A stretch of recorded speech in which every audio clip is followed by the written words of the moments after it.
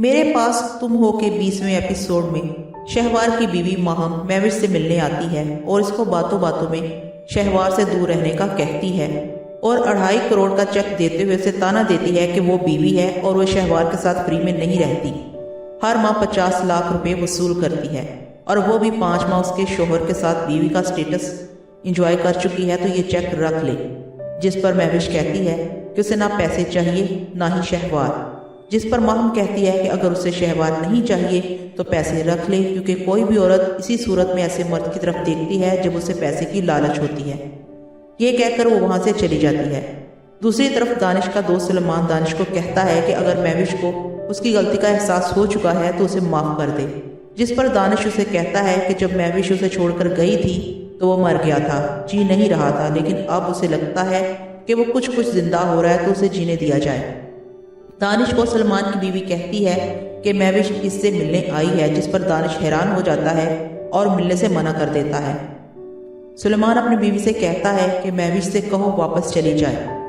لیکن جب وہ مہوش سے یہ بات کہنے آفس سے باہر آتی ہے تو مہوش دانش کے لیے نیک تمناؤں کا ایک نوٹ چھوڑ کر جا چکی ہوتی ہے۔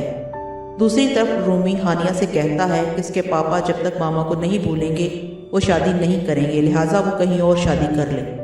جس کو سن کر ہانیہ سوچ میں پڑ جاتی ہے۔ شام کو دانش ہانیہ سے ملنے اس کے گھر جاتا ہے اور اسے کہتا ہے کہ اسے شادی کے لیے پرپوز کرنے آیا تھا پر اب نہیں کرے گا، کیونکہ وہ ہانیہ سے شادی مہوش سے بدلہ لینے کے لیے کرنا چاہتا تھا،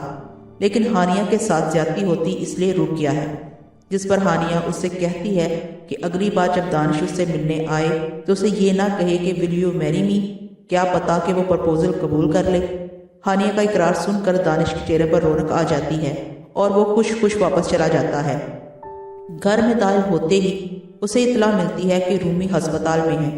دانش دوڑا ہسپتال جاتا ہے۔ معلوم کرنے پر پتہ چلتا ہے کہ مہوش نے اپنے ہاتھ کی نس کاٹ لی تھی، لیکن مہوش کو جلد ہوش آ جاتا ہے اور وہ ٹھیک ہو کر گھر چلی جاتی ہے۔ رومی کو بھی ساتھ لے جاتی ہے۔ دانش ہانیہ کو فون کر کے کہتا ہے کہ مہوش کی طبیعت صحیح نہیں اور وہ 1-2 دن اسکول نہیں آئے گا، جس پر ہانیہ پریشان ہو جاتی ہے اور رومی کو فون کر کے مہوش کا حال دریافت کرتی ہے۔ مہوش اسے پوچھتی ہے کہ اسے کس نے بتایا کہ وہ بیمار ہے، جس پر ہانیہ کہتی ہے کہ اسے دانش نے بتایا ہے۔ دانش کو سلمان اس کی بیوی کہتی ہے کہ وہ مہوش کو معاف کر دے، جس پر دانش کہتا ہے کہ شرک تو اللہ بھی معاف نہیں کرتا، وہ تو انسان ہے۔